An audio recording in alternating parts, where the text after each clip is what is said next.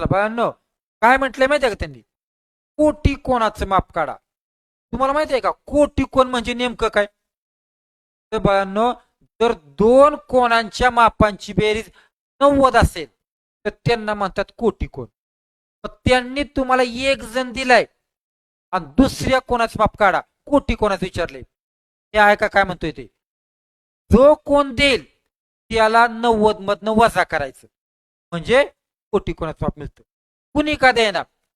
दिलेल्या प्रश्नाला 90 मधूनच वजा करायचा म्हणजे कोटी कोणाचं माप मिळतं. तुम्ही सांगा आता, माहितीये जर कंसाच्या बाहेर वजा चिन्ह असेल तर कंसाच्या आतलं चिन्ह बदलतं. बदला बर. 90 वजा 80 तासात आणि आतलं चिन्ह बदलायचं अधिक वाय.